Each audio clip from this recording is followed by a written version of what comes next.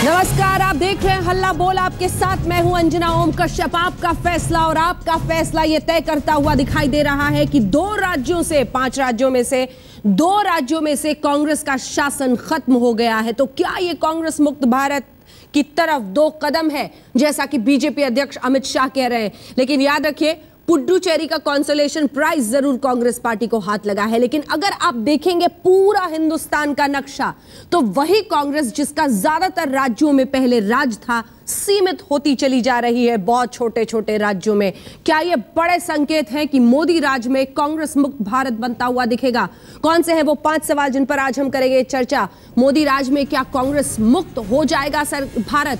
इसी के साथ असम में बीजेपी की जीत, क्या पूर्वोत्तर से कांग्रेस की विदाई है? याद रखिए, पूर्वोत्तर में कांग्रेस कई राज्यों में शासन में है। केरल, बंगाल में मोदी के जादू से क्या बीजेपी के वोट बढ़े हैं?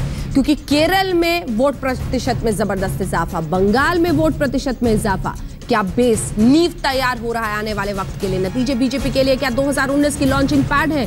क्योंकि अमित शाह बीजेपी अध्यक्ष ये कहते हैं कि ये हमारे लिए रास्ता खोलेगा 219 का चुनावी हार। क्या राहुल गांधी की नेतृत्व क्षमता पर बहुत बड़ा सवाल नहीं है? इन्हीं मुद्दों पर हम करेंगे चर्चा। कई खास मेहमान हमारे साथ जुड़ेंगे। भारत सरकार के मंत्री से लेकर पश्चिम बंगाल सरकार के मंत्री हमारे साथ होंगे और सवाल यही दागेंगे। ये देखिए, तमाम लोग हमारे साथ जुड़ गए हैं, जिसमें अमित मित्रा हमारे साथ जुड़ गए हैं, फाइनेंस मिनिस्टर, और खास मेहमान प्रकाश जावड़ेकर जी हमारे साथ जुड़ गए हैं, जो कि ministry of environment, forest and climate change के हैं। और भी कई लोग होंगे, बाबुल सुप्रियो भी हमारे साथ जुड़ेंगे। इधर सैयद शाहनवाज हुसैन साहब, प्रवक्ता भारतीय जनता पार्टी के। खास मेहमान राज बब्बर जी, प्रवक्ता कांग्रेस पार्टी के, और हमारे साथ अतुल अंजान जी भी जुड़ गए हैं। इन सब से चर्चा करेंगे, लेकिन उससे पहले जल्दी से ये छोटी सी रिपोर्ट आपको दिखा दें।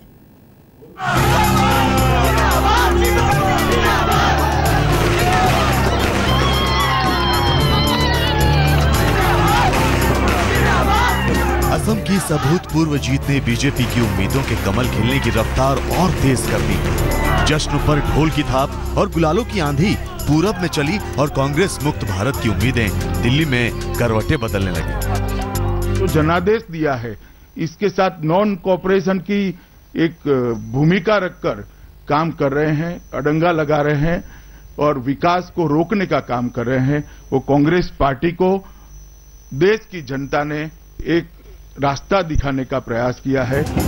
5 राज्यों के चुनावी नतीजों ने बीजेपी की हसरतें जवा कर दी हैं। सत्ता भले ही असम में मिली हो, मगर खुश होने की तमाम वजहें हैं। वजह नंबर 1, असम कांग्रेस मुक्त हो चुकी है। बीजेपी के पास 2/3 बहुमत की ताकत है।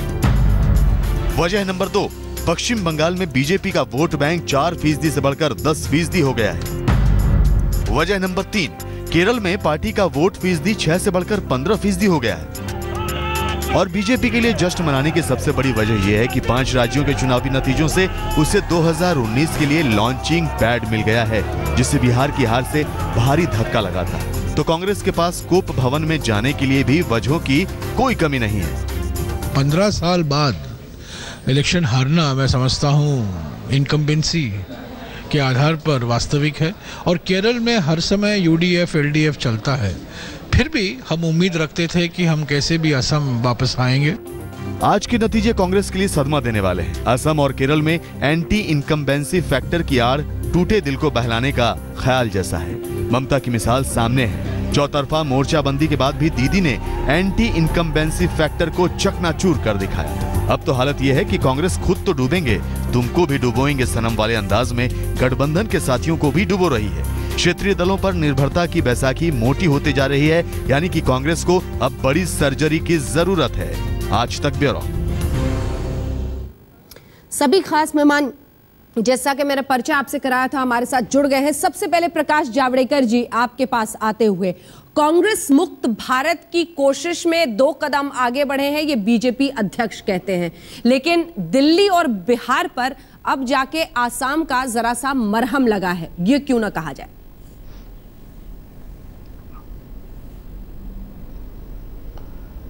पहले तो समझना चाहिए कि आज 5 राज्यों के चुनाव नतीजे आए, जिसमें 2 जगह ही कांग्रेस सत्ता में थी, दोनों जगह से हार गई। बीजेपी कहीं भी सत्ता में नहीं थी। महत्वपूर्ण राज्य एक आसाम में आ गई है, तो ये पहला बड़ा मुद्दा है। दूसरा है कि सभी जगह कांग्रेस के वोट घट रहे हैं, बीजेपी के बढ़ रहे हैं। तो आज का नतीजा ये है कि बीजेपी आगे बढ़ रही है, कांग्रेस पीछे जा रही है। अब ये उनको सोचना है। सवाल है कि यस, भारतीय जनता पार्टी ने एक जबरदस्त, केवल रणनीति के तहत नहीं, एक प्रतिबद्धता के साथ जो विकास का काम हाथ में लिया, जनता उसको पसंद कर रही है। 2 साल होते होते ये रिजल्ट है। अगले साल आप और अच्छा नतीजा देखोगे और 2019 तक सचमुच में कांग्रेस मुक्त भारत का ये दृश्य दिखने को मिलेगा, क्योंकि कांग्रेस सुधरने को तैयार नहीं है। वो होगा।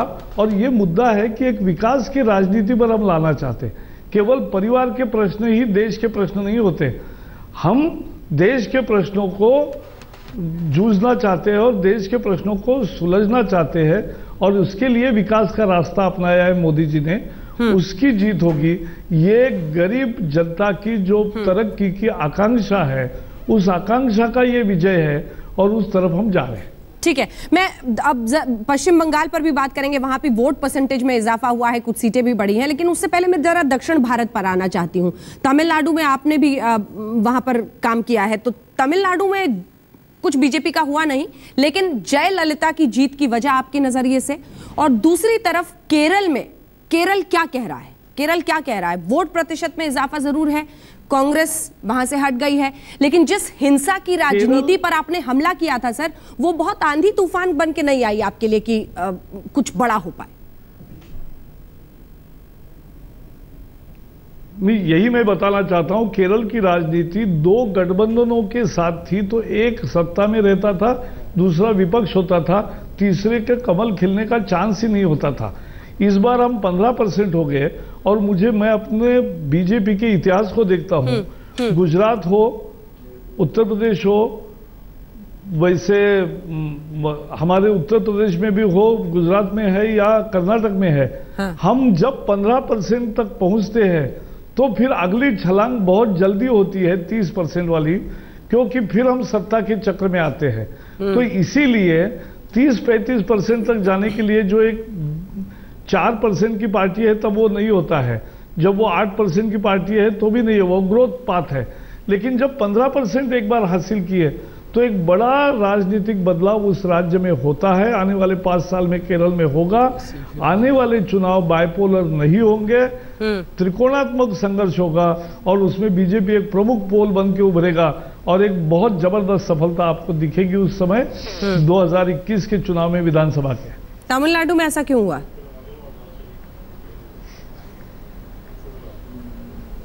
तमिलनाडु का जो केस है वो जरा मुद्दा दूसरा है। हाँ। मेरे साथी है वो भी समझ सकते हैं। तमिलनाडु में क्या हुआ, डीएमके एडीएमके एक 50 साल के पहले तो आंदोलन की उपज है, और वो एक 50 साल से राज कर रहा है। उसी में से दूसरा धड़ा बाहर निकला, एआईडीएमके हुआ, और इसलिए सत्ताधारी और अपोजिशन दोनों स्पेस द्रविड़ पार्टीज ने ही खा ली है। अब जो बाकी बचे पार्टी थे, यानी एकदम बीजेपी भी हो या वाइको हो या अभी विजयकांत हो या बाकी सारे कम्युनिस्ट पार्टीज हो, सारे पार्टीज कभी न कभी, कभी डीएमके के साथ गए, कभी एआईडीएमके के साथ गए, और ऐसा होने से उनकी अलग पहचान नहीं बन पाई, इसलिए किसी को यश नहीं मिला। हमने हमारा झंडा सब जगह ले गए। इस बार डंके की चोट पर हमने प्रचार किया, और उसका जनता में मोदी का संदेश और बीजेपी की भूमिका ये लोगों के दिमाग में साफ हुआ।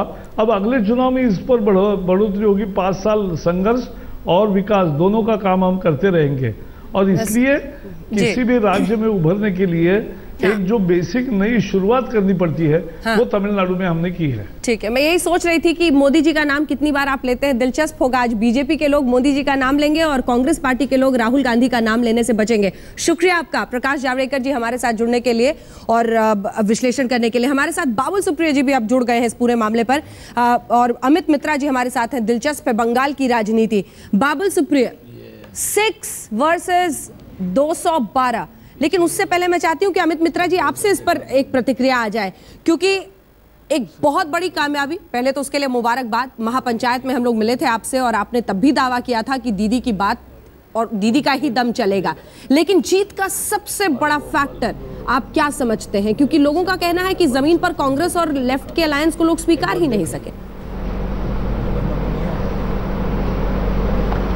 सवाल यह है कि जब विकास होती है, विकास के लहर एक राज्यों में आती है, ये साफ नहीं होता है कि विकास के वजह से वोट में कन्वर्ट होगी। आज ये एक परीक्षा थी। ममता बनर्जी ने विकास के प्रचार की, बोली कि आपके घर के सामने सड़क बनी है, पानी के इंतजाम हुआ है, स्कूल को बढ़ोतरी दिया गया है, हर तरह के विकास आपके सामने हम लाए हैं। अब आप सवाल के जवाब दोगे कि विकास चाहिए, उसके लिए आप गणतांत्रिक लोकतांत्रिक प्रथा से आप हमें लाओगे कि नहीं। अब सवाल यह है कि आज साबित हो गया कि विकास होने से आम आदमी विकास को पकड़ के वोट डालते हैं। और ऐतिहासिक एक वो गया कि एक पार्टी, हमारे विरोध 3 पार्टी थे, कम्युनिस्ट, कांग्रेस, बीजेपी, 3 मिला के हमने तीनों से लड़े, प्लस इनकम्बेंसी सरकार थी अपना, उसके विरोध में नॉर्मली इनकम्बेंसी होता है। हाँ। जैसे आप असम के और केरल के बारे में कहे हैं, यहां इनकम्बेंसी की प्रॉब्लम थी।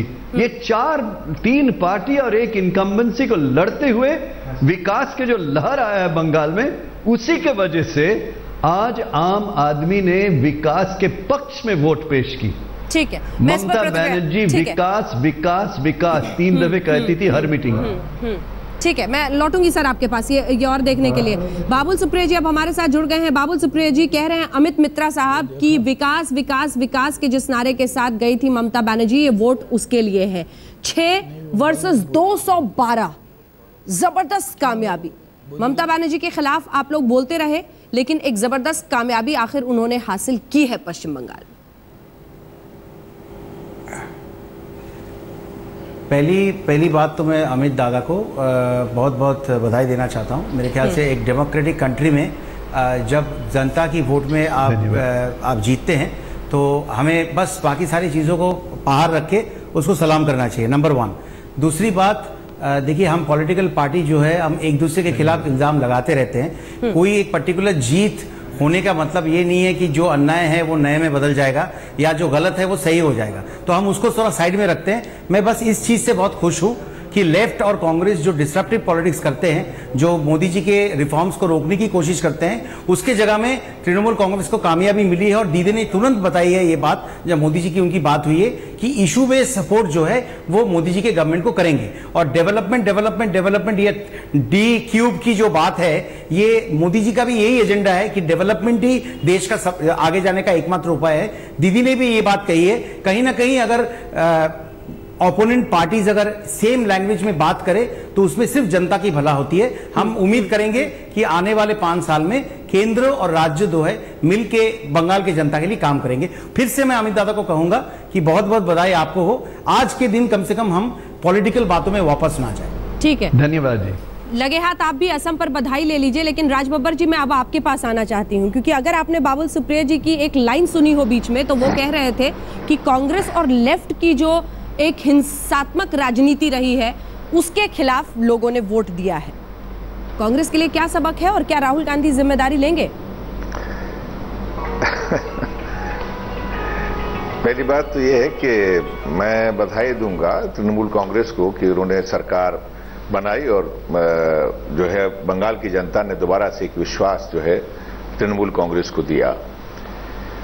जहां तक सवाल है, देखिए बाबुल जी ने बड़ी अच्छी एक बात कही है, और जो बात जो है उन्होंने पहले भी कही और जो हम पहले से कहते आ रहे थे, आज उन्होंने उसका खुलासा किया कि बीजेपी के लिए सबसे बड़ी जो एक सामने नजर आता था उनको कि हमें किसी तरह से कांग्रेस को और लेफ्ट को आगे नहीं आने देना चाहिए।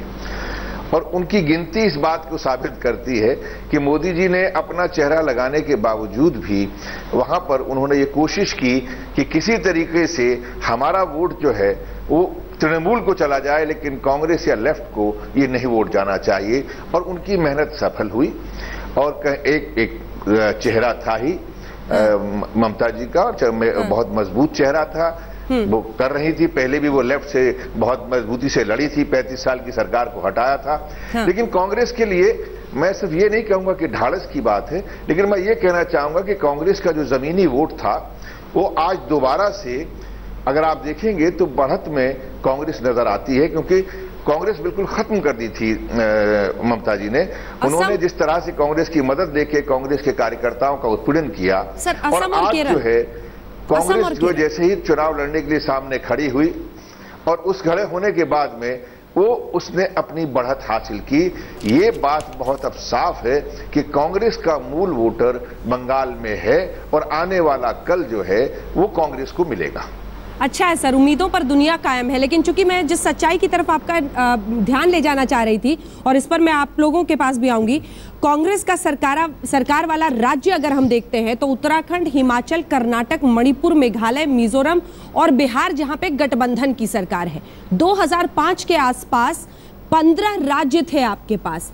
कांग्रेस मुक्त भारत की तरफ ये 2 कदम है, ये कह रहे हैं। हम चाहते हैं कि पहले जो बातें राजबब्बर जी ने कही हैं उसका बाबुल सुप्रियो जी आप जवाब दे दें, फिर उनसे इस पर रिएक्शन लेंगे कि कांग्रेस का सिमट जाना, क्या वक्त नहीं आ गया है कि राहुल गांधी को सामने आकर इसकी जिम्मेदारी लेनी चाहिए?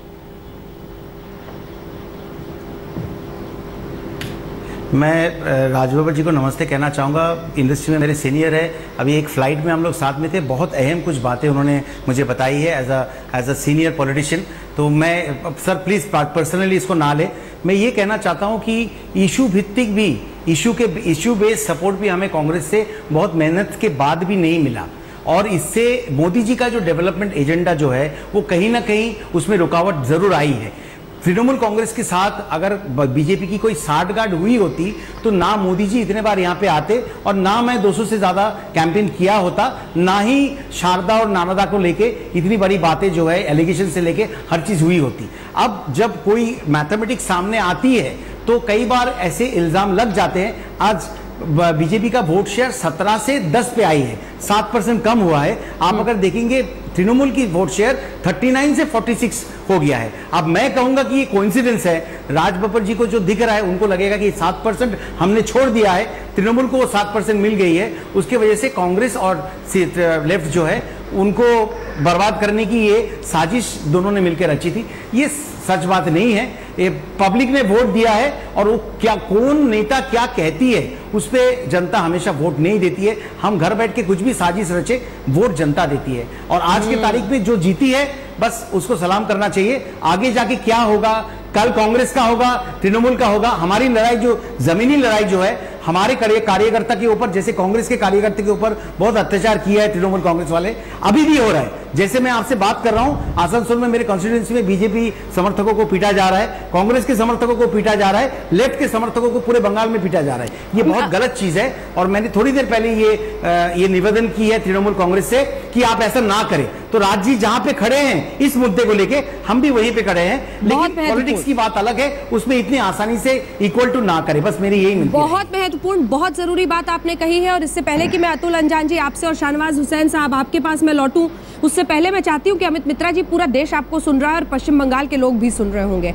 जिस तरह की तस्वीरें आ रही हैं जीत के बाद, गुरूर में लेफ्ट के दफ्तरों में जाकर तोड़फोड़ की, बाकी जगहों पर बीजेपी कांग्रेस सब जगह पर हमला करने की, उसके खिलाफ आपको 2 शब्द बोलने चाहिए और कहना चाहिए कि ये बंद हो फौरन।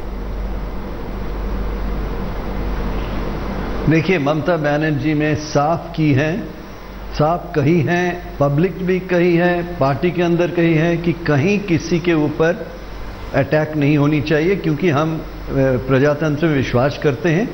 आप अपना पार्टी ऑफिस में जाके आनंद करें, उसके वक्त आ चुका है।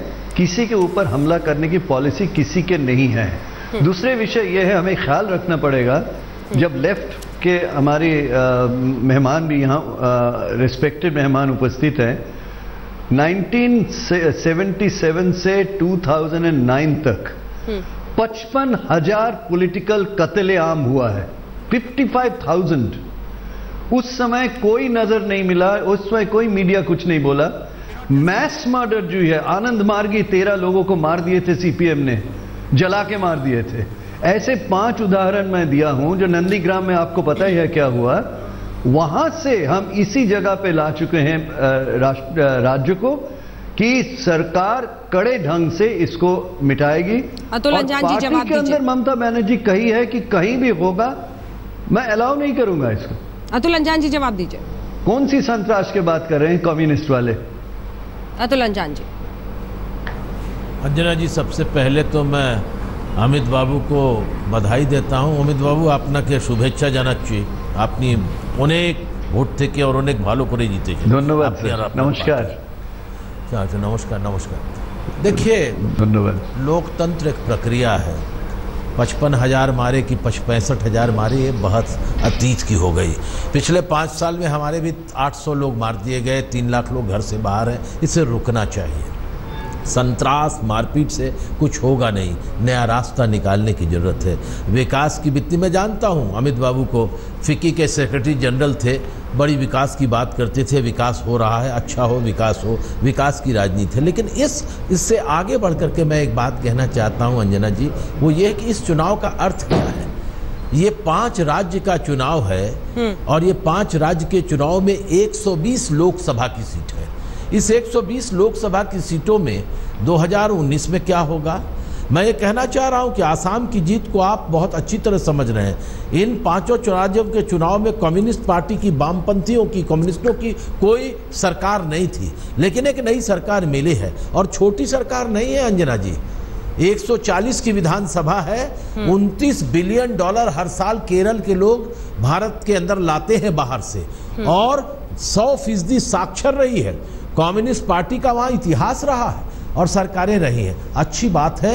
एक समझिए, एक तरफ एनडीए था, एक तरफ यूपीए था, एक तरफ एलडीएफ, लेफ्ट एंड डेमोक्रेटिक। हमारी समझ ये है कि इस सरकार के माध्यम से, इन चुनावों के माध्यम से एक नई प्रस्तावना आई है और वो प्रस्तावना है लेफ्ट एंड डेमोक्रेटिक फ्रंट।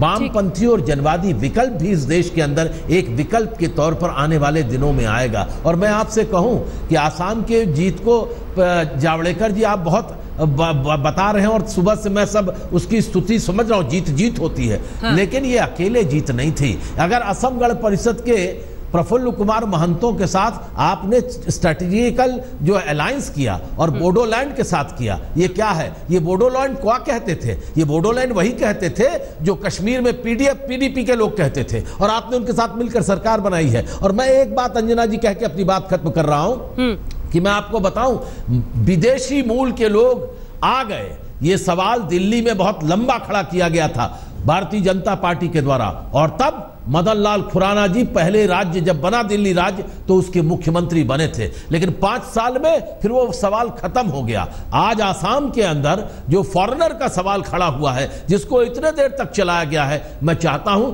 कहते हैं कि केंद्र और राज्य की सरकार एक पार्टी की होगी तो समस्या का समाधान कांग्रेस पार्टी के राज्य में भी नहीं हुआ। आज बीजेपी केंद्र में है और राज्य में बीजेपी की असम में सरकार है, देखें कैसे उसका समाधान होता है। मेरी इच्छा है कि समाधान हो। सैयद शाहनवाज हुसैन साहब, अब आप सभी का जवाब दीजिए।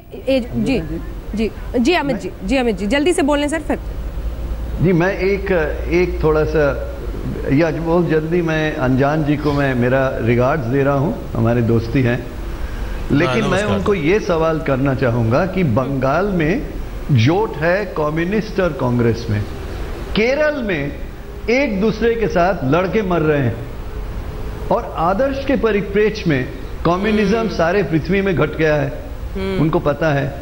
लेकिन वो आज आइडियोलॉजिकली कांग्रेस के साथ कोई कॉमन नहीं है। एक महात्मा गांधी, जवाहरलाल नेहरू, सुभाष चंद्र बोस के हैं, दूसरे मार्क्स, लेनिन, स्टालिन के हैं, और दूसरी तरफ केरला में लड़के मर रहे हैं और बंगाल में साथ हाथ रख दिया। तो मैं ये कोई कमजोर नहीं है। अमित जी, कमजोर नब्ज पे आपने हाथ रख दिया। मेरा जवाब सुनिए, एक सेकंड सर, मेरा जवाब सुनिए। एक बार पश्चिम बंगाल में वामपंथ का कांग्रेस के साथ प्रेस कॉन्फ्रेंस में हमें ले जाना पड़ रहा है। प्रेस कॉन्फ्रेंस आसाम के होने वाले मुख्यमंत्री समझ लीजिए, सोनोवाल साहब। नष्ट करने का ऐसे हमारे यशस्वी प्रधानमंत्री जी कुछ ही समय के पश्चात हम लोगों के बीच में होंगे। आज करोड़ों करोड़ों भारतीय जनता पार्टी के कार्यकर्ताओं के लिए बहुत खुशी का दिन है कि जहां पूर्वोत्तर के राज्य प्राइम मिनिस्टर नरेंद्र मोदी सबका साथ सबका विकास। and ठीक है sir. I must extend my thankfulness to my party workers from the National Committee, State Committee, District Committee, Mandal Committee, Panchayat Committee, Booth Committees, all Marsa and SAIL. They have all worked hard with our well-wisher. And also, this is really very interesting. Particularly the people of Assam have noticed that Mandal AGP workers, BPF। Sonowal ji press conference करते हुए, राम माधव भी आपको वहीं दिखाई दे रहे थे। शाहनवाज जी एकदम छोटा सा एक जल्दी से अगर आप जवाब दे दें इस पर जो सवाल किए हैं तो लग को दिखाएंगे आप इसमें बोलते हुए? शाहनवाज जी नहीं दिखा रहे हैं हमें, बढ़िया। देखिए सवाल और जवाब दोनों आपके पैनल पे ही आ गया। जब तक अतुल अंजान जी जो कह रहे थे उसका जवाब मित्रा साहब ने दिया। मैं भी मित्रा जी को बहुत बधाई देता हूं। और ये सही है कि आज स्थिति अलग है कि कांग्रेस का साथ गलत छूने की, आज न छूने की कसम खा लीजिए, क्योंकि कांग्रेस तो खुद डूबी ही, डीएमके ने छुआ वो भी डूब गई, और लेफ्ट पार्टी ने बंगाल के अंदर उनसे समझौता किया तो आप 3 नंबर की पार्टी बन गए। ठीक है सर, आपकी इसी बात के साथ बहुत महत्वपूर्ण बात, आप भी दिलचस्प बात कह रहे हैं। इसी के साथ एक ब्रेक पर हम जा रहे हैं, लेकिन जितने भी आज मेहमान बैठे हैं सबके लिए मुबारकबाद की कोई ना कोई वजह है आपके लिए। लेकिन राज बब्बर जी, सिर्फ पुडुचेरी का एक छोटा सा कंसोलेशन प्राइज है। लौटेंगे इन्हीं सवालों के साथ। आपका फैसला सामने आया है और इसी के साथ एक और राज्य भारतीय जनता पार्टी के खाते में जुड़ गया है। राज्य में अगर पूरी लिस्ट को हम देखें तो चाहे वो जम्मू कश्मीर है जहां गठबंधन की सरकार है, पंजाब जहां गठबंधन की सरकार है, हरियाणा, राजस्थान, महाराष्ट्र में गठबंधन की सरकार है, गोवा, गुजरात, मध्य प्रदेश, छत्तीसगढ़, आंध्र प्रदेश, अरुणाचल प्रदेश, असम, झारखंड, ये सब बीजेपी के खाते में है, जबकि कांग्रेस के खाते में अब कुछ छोटे राज्य ही बच रहे हैं। सवाल यह है कि क्या कांग्रेस मुक्त भारत की तरफ ये वाकई बढ़ता हुआ दिखाई दे रहा है। सभी खास मेहमान हमारे साथ बने हुए हैं, लेकिन शाहनवाज जी आपकी बात मैंने बीच में रोकी थी, मैं चाहती हूं आप अपनी बात पूरी करें। लेकिन क्या ये शाहनवाज जी बहुत ज्यादा अति आत्मविश्वास भी नहीं कहलाएगा कि पूरी तरह से भारत को अब आप लोग कांग्रेस मुक्त कर देंगे? क्योंकि असम में तो वैसे भी चौथी बार सत्ता के लिए वो लड़ रहे थे, और जैसा कि अतुल अंजान कह रहे हैं, असम गण परिषद का प्रफुल्ल महंतो का साथ आना, बोडो पीपल्स फ्रंट का साथ होना बड़ा फैक्टर रहा। देखिए, हमारे बारे में लोग जो भी कहें वो अपने अपने नजरिए से कहेंगे। अतुल अंजान जी का कम्युनिस्ट नजरिया है, वो कहेंगे, हमारा अपना नजरिया है, तो इसलिए हम उनसे अपेक्षा ये तो करेंगे नहीं कि जो हम कह रहे हैं उस पर वो मोहर लगाएंगे। लेकिन हम ये कहना चाहते हैं कि आज कम्युनिस्ट पार्टी भी सोच रही होगी कि कांग्रेस के साथ उसने समझौता क्यों किया। जो कम्युनिस्ट पार्टी, मैं बंगाल को जानता हूँ अच्छे से, जाता रहता हूँ, कैंपेन में भी रहता हूँ, वहाँ आज 3 नंबर का अलायंस बन गया, लेफ्ट अलायंस, और कांग्रेस पार्टी बड़ी हो गई, तो आप समझ सकते हैं कि क्या दिक्कत आई होगी। लोगों को ये इस बात का एहसास है कि कांग्रेस पार्टी हर काम में रोड़ा अटकाती है। देश के अंदर उन्होंने लोकसभा के चुनाव के हार के बाद भी कुछ सीखा नहीं है। विपक्ष में, विरोध में आप जो इशू आपको पसंद न हो उस पर एतराज कीजिए, लेकिन आप हम दिन कहें तो आप रात कह दीजिए, हर चीज का विरोध कर दीजिए। आखिर क्या है? आप देखिए अंजना जी, 4 नगर निगम के चुनाव हुए, 4 सीट जीती कांग्रेस, संजय मागन ने पूरी क्रेडिट राहुल गांधी जी को दे दिया। यहाँ 4 राज्य हो गए, कोई कांग्रेस का नेता राहुल जी को क्रेडिट देने को तैयार नहीं है। ये पूरी तरह से कांग्रेस के खिलाफ गुस्सा है, एंटी इनकम्बेंसी 60 साल की उनकी, वो हुकूमत में रहें या ना रहें, देश के लोग जानते हैं कि कांग्रेस के वजह से दुश्वारियां देश में हुई। वही कम्युनिस्ट पार्टी जिन्होंने न्यूक्लियर डील पर कांग्रेस को बेनकाब किया, वही उनके साथ जब वोट मांगने जाएंगे तो कौन यकीन करेगा? बिल्कुल। मुझे तो ताज्जुब है कि कांग्रेस, मैंने बंगाल में भी प्रचार किया, केरल में भी किया, दोनों जगह 2 भाषा।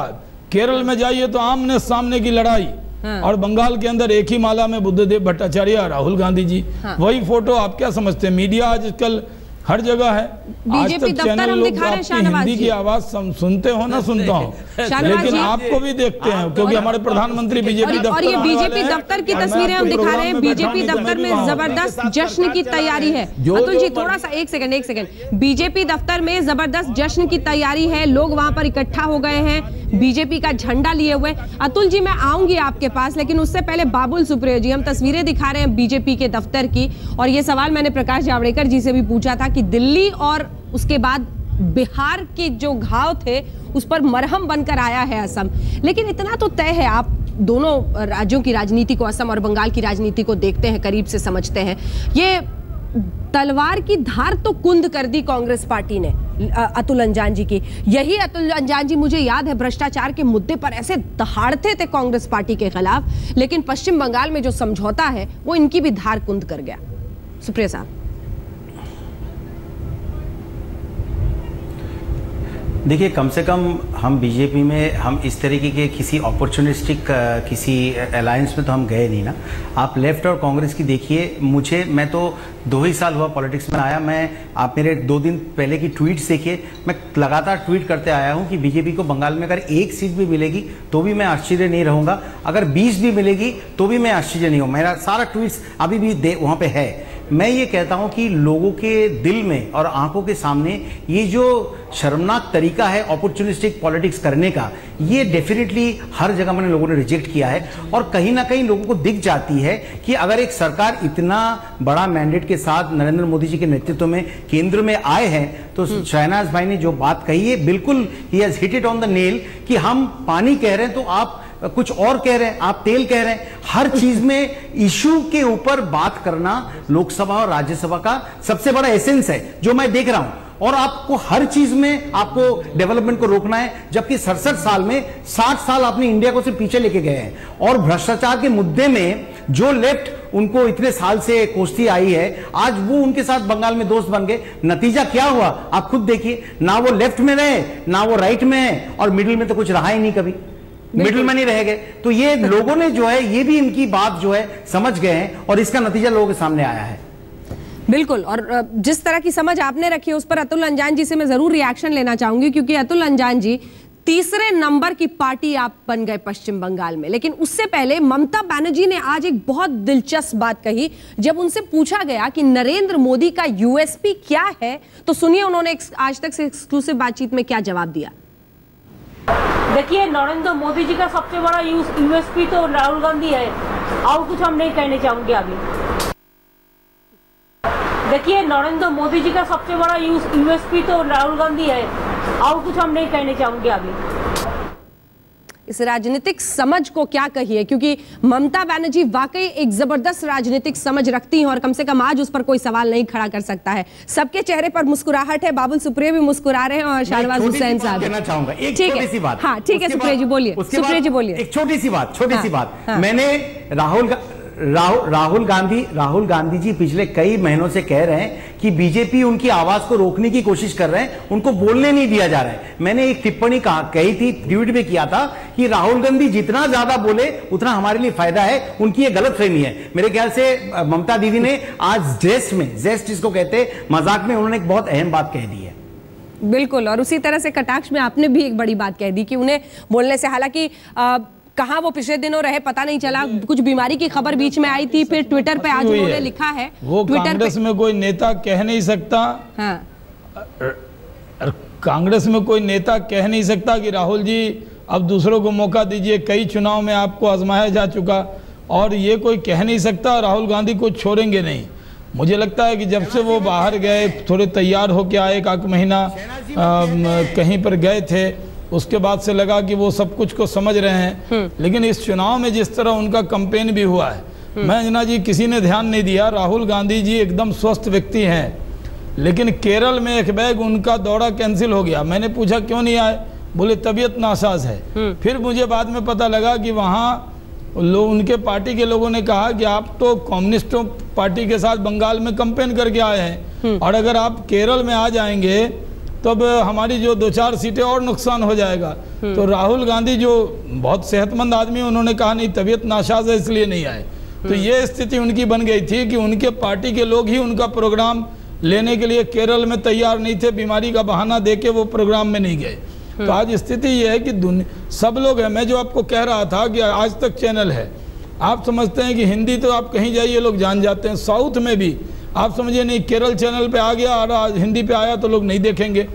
ये पब्लिक है, ये सब जानती है कि बंगाल के अंदर कम्युनिस्ट पार्टी के साथ भी बहुत दिक्कत थी। आप भले केरल में जीत गए हैं, लेकिन आपके पास तर्क नहीं था वहां कि बंगाल में आप कांग्रेस के साथ एक माला में पिरोए गए और यहाँ पर आप अलग अलग लड़ रहे हैं, इसका जवाब नहीं था। अगली बार ये गलती बहुत मुश्किल होगी, क्योंकि एलडीएफ यूडीएफ में 2 जगह बैठा हुआ धरा था, इसलिए आप जीत गए। बहुत सवाल, लेकिन भारतीय जनता पार्टी एक मजबूत आप ही के पास आ रहे हैं, देने में कामयाब हो गई। श्रीकांत शर्मा जी अलग भाषण दे रहे हैं। बीजेपी दफ्तर की तस्वीरें हम दिखा रहे हैं, अमित शाह वहां पर, वेंकैया नायडू, तमाम नेता पहुंच गए हैं। श्रीकांत शर्मा मंच संभाले हुए हैं, कुछ ही देर में छवि उसको दिखाइए। मैंने अपनी बात कह दी। नहीं, अतुल अंजान जी, आपको तो बहुत गहरे सवाल का भी जवाब देना है सर, आप कैसे जा सकते हैं? कौन से गहरे सवाल? अरे सुनिए सर, मेरा गहरा सवाल सर, आपके राजनीतिक तेवर को हम जानते हैं सर, आपके राजनीतिक तेवर को हम सब जानते हैं, और आपकी तलवार की धार को कुंद होते हुए भी मैंने पश्चिम बंगाल में देखा है सर। आपकी तलवार को कुंद होते हुए भी मैंने पश्चिम बंगाल में देखा है। आज जब राहुल गांधी पर ये सवाल खड़े होते हैं, एम्बैरेसमेंट होती है या नहीं? ईमानदार जवाब। किसको? आपको। देखिए, भ्रष्टाचार के खिलाफ जैसे दहाड़ती हुई आवाज पहले थी, आज भी है। परवाह नहीं करके जमाना खिलाफ हो, रास्ता वो चलेंगे जो सीधा और साफ हो। अरे सुनिए ना, 25 साल दुनिया के इतिहास में ज्योति बसु मुख्यमंत्री रहे, चुनौती दी कांग्रेस और बीजेपी को, एक दाना दिखा दो। के नयनार से लेकर अच्युत मेनन तक, के वासुदेवन नायर केरला के अच्युत मेनन मुख्यमंत्री और अच्युतानंदन तक, दिखा दो ना एक दावा। अरे हम तो कह रहे हैं, ये हमारा मुख्यमंत्री त्रिपुरा का है, ये मानिक सरकार 15 साल से है, पूरी सीबीआई और रॉ निकाल दो। ठीक है, सीधा आरोप ना लगा हो, लेकिन जो मौन रहता है समय लिखता है उसका भी इतिहास। जो मौन रहता है समय लिखता है उसका भी इतिहास। तस्वीरें हम दिखा रहे हैं, प्रधानमंत्री नरेंद्र मोदी पहुंच चुके हैं। प्रधानमंत्री नरेंद्र मोदी बीजेपी दफ्तर पहुंच चुके हैं और कुछ ही देर में अब वो वहां पर लोगों को संबोधित करेंगे। जबरदस्त हर्षोल्लास भारतीय जनता पार्टी के दफ्तर में। पूर्वोत्तर में बीजेपी का असम जैसे राज्य पर शासन एक बड़े संकेत के रूप में बीजेपी से देख रही है, और इसी के साथ क्या पूर्वोत्तर के राज्यों से कांग्रेस की विदाई की शुरुआत हो रही है। राजनाथ सिंह गृह मंत्री वहां पर उनके अभिनंदन के लिए, अमित शाह अध्यक्ष उनके साथ हैं, और अनंत कुमार से लेकर जितने भी मंत्री, नितिन गडकरी, अरुण जेटली, वेंकैया नायडू, रामलाल को आप पीछे देख रहे हैं, सभी वहां पर मौजूद। गृह मंत्री उनके साथ, डॉक्टर हर्षवर्धन भी यहां पर मौजूद। एक बड़ी कामयाबी के रूप में पार्टी इसे प्रोजेक्ट करती हुई, क्योंकि असम की इस जीत के साथ एक नई इबारत लिखने की कोशिश होगी। और यह भी याद रखिए राजनीतिक रूप से कि दिल्ली और बिहार के जो शिकस्त मिली थी उस पर एक बड़े मरहम के रूप में भी असम का ये, आप कह सकते हैं, असम की ये जीत सामने आई है। गुलाब की पंखुड़ियों के बीच और फूलों की पंखुड़ियों के बीच इस जीत के जश्न को मनाया जा रहा है। अमित भाई शाह से आग्रह करूंगा कि हमारे यशस्वी प्रधानमंत्री जी का अंग वस्त्र के द्वारा अभिनंदन करें, स्वागत करें। प्रधानमंत्री का अभिनंदन, और उसके बाद प्रधानमंत्री जी का वो संबोधित भी करेंगे। अभिनंदन कर रहे हैं। भारतीय जनता पार्टी के झंडे लहराते हुए बीजेपी दफ्तर की तस्वीरें हैं ये, माननीय प्रधानमंत्री जी का स्वागत कर रहे हैं। अगर तस्वीरें साफ दिखाई दी हैं तो ऐसा प्रतीत होता है। ये देखिए, असम की खास जो पारंपरिक टोपी है, जो चावल के खेतों में अलग अलग जगहों पर आप मजदूरों को काम करते हुए देखेंगे, एक लोकप्रिय टोपी वहां की मानी जाती है। उस पारंपरिक टोपी को पहनकर प्रधानमंत्री मंच पर मौजूद, और जो उनका अभिनंदन, अब अमित शाह का अभिनंदन करते हुए उसी टोपी के साथ गृह मंत्री राजनाथ सिंह। माननीय राजनाथ जी हमारे वरिष्ठ नेता, पूर्व अध्यक्ष और सरकार में, और ये जो अंगवस्त्र आप देख रहे हैं ये भी असम का ही पारंपरिक काम है, लाल और सफेद का। माननीय राष्ट्रीय अध्यक्ष जी माला के साथ और सभी संसदीय दल के सदस्य मिलकर माननीय प्रधानमंत्री जी का स्वागत कर रहे हैं। हमारे यशस्वी प्रधानमंत्री जी, जिन पर इस देश के सभी नागरिकों को गौरव है, सम्मान है। बोलो भारत माता की, भारत माता की। तो चलिए, भारत माता की जय के नारों के बीच बीजेपी पार्टी दफ्तर की तस्वीरें इस अवसर पर संबोधित कर और जबरदस्त जश्न इस वक्त मनता हुआ और पार्टी कोई कसर इसे एक बड़ी जीत के रूप में प्रोजेक्ट करने से नहीं छोड़ती हुई। सीधे रुक रीमा पराशर हमारे साथ, हमारी सहयोगी जुड़ रही है इस वक्त वहीं से। रीमा, प्रधानमंत्री बोल रहे हैं, सुनाते हैं आपको। प्रधानमंत्री बोल रहे हैं, सुनाते हैं।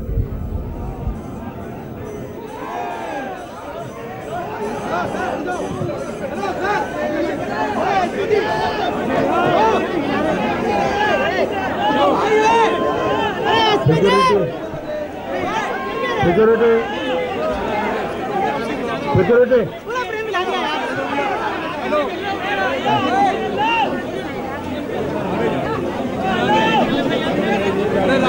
यहाँ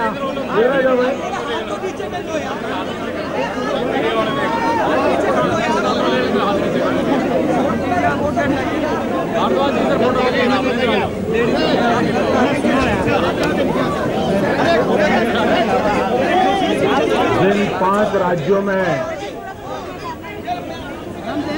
चुनाव था, वहां के मतदाताओं ने जिस उमंग और उत्साह के साथ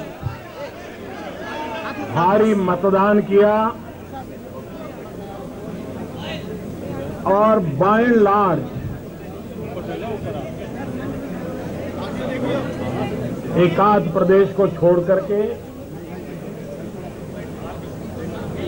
शांतिपूर्ण चुनाव रहे, शांतिपूर्ण मतदान हुआ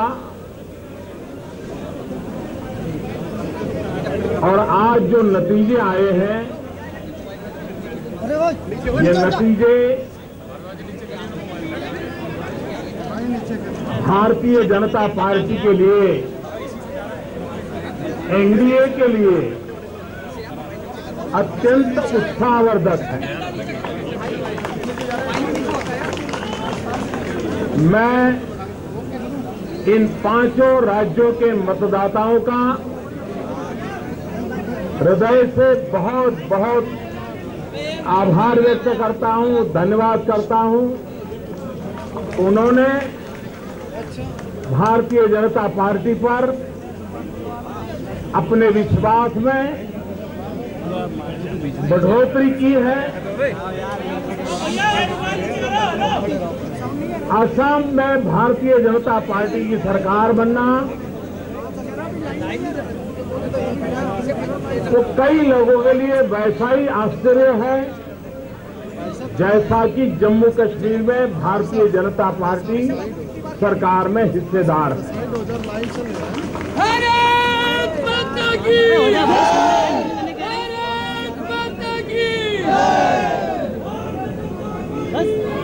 इस चुनाव परिणामों से साफ हुआ है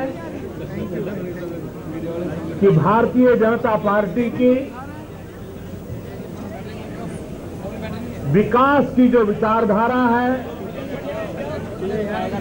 सामान्य मानवी के जीवन में बदलाव लाने का जो अथक प्रयास है, उसको देश की जनता भली भांति सराह रही है, स्वीकार कर रही है और समर्थन कर रही है। देश के गरीबों की भलाई के लिए, सामान्य मानवी की जिंदगी में बदलाव लाने के लिए ये जन समर्थन हमें और अधिक ताकत देगा और अधिक उत्साह देगा। भारतीय जनता पार्टी तेज गति से हिंदुस्तान के सभी भूभाग पर जन स्वीकृति प्राप्त कर रही है। यह लोकतंत्र के लिए मैं एक उत्तम नजरिया मानता हूं। हम सब मिलकर के सामान्य मानवी की आशा आकांक्षाओं को पूर्ण करने के लिए निरंतर प्रयास करते रहेंगे।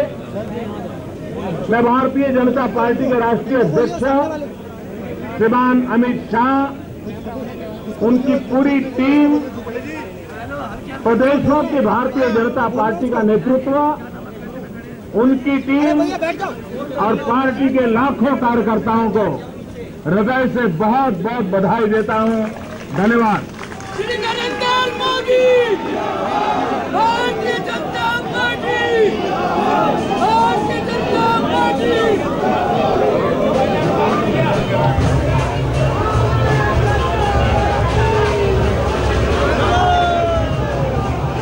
मोदी के नारों के बीच भारत माता की जय के नारे, गुलाब की पंखुड़ियों की बरसात, ढोल नगाड़ों की धूम। भारतीय जनता पार्टी का दफ्तर है ये। इस दफ्तर में दिल्ली में जबरदस्त जश्न और असम की जीत को, केरल और पश्चिम बंगाल में वोट प्रतिशत के इजाफे को बीजेपी एक बड़ी कामयाबी के रूप में प्रोजेक्ट करती हुई, एक तरफ चुनाव खत्म, कांग्रेस हज्म, तो दूसरी तरफ बीजेपी के लिए एक नई शुरुआत। बीजेपी की विकास विचारधारा पर यह मुहर लगी है और आप अंदाजा लगा सकते हैं कि 2 साल सरकार के पूरे होने के लगभग आसपास ही कोइंसाइड कर रहा है। ये 26 मई को 2 साल पूरे होंगे और इसी के साथ ये जीत कहीं ना कहीं मुहर बनकर सरकार के सामने आई है और उसके लिए, उसके प्रोजेक्शन के लिए इसका इस्तेमाल, इस जन समर्थन से हमें और ताकत मिलेगी, ये कहा है प्रधानमंत्री नरेंद्र मोदी ने।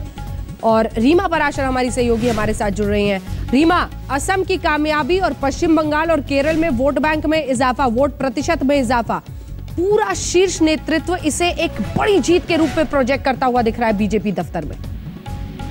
बिल्कुल, देखिए अंजना, जब से नरेंद्र मोदी प्रधानमंत्री बने उसके बाद बिहार के चुनाव हुए, दिल्ली के चुनाव हुए और तब से लेकर लगातार आज पहली बार ऐसा हुआ है जब मोदी पार्टी कार्यालय में जब पहुंचे हैं पार्लियामेंट्री बोर्ड की बैठक के लिए, तो उन्होंने आके यहाँ पर समर्थकों को बुलाया, कार्यकर्ताओं को बुलाया और उन्हें बाकायदा संबोधित किया, पीठ थपथपाई अमित शाह की और तमाम कार्यकर्ताओं की।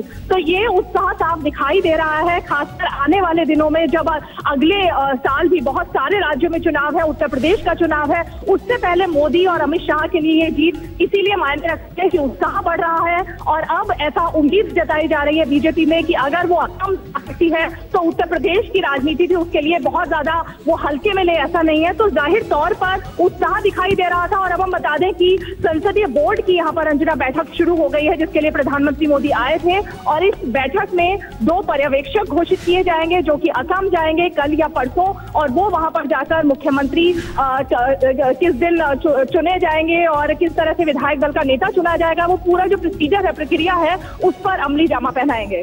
शुक्रिया आपका। रीमा पराशर हमारी सहयोगी दे रही थी जानकारी। इस बीच आपको बता दें पार्लियामेंट्री बोर्ड की वहां पर जो बैठक होनी थी वो शुरू हो गई है और दूसरी तरफ ये जीत की जश्न की तस्वीरें देखिए। प्रधानमंत्री नरेंद्र मोदी पहले जो असम की टोपी है वो पहनकर अंगवस्त्र और फूलमाला के साथ जबरदस्त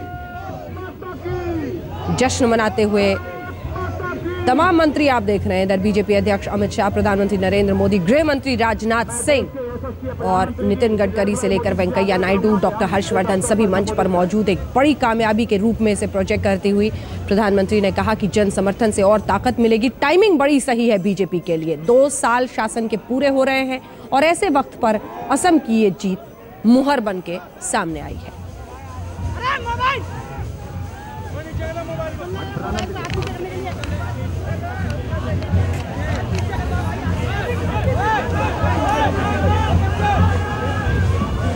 प्रधानमंत्री नरेंद्र मोदी भारतीय जनता पार्टी के दफ्तर में कुछ देर पहले जश्न में शरीक होते हुए असम और इसी के साथ पश्चिम बंगाल में जिस तरह की जीत मिली है, जीत से मतलब है वोट प्रतिशत में इजाफा।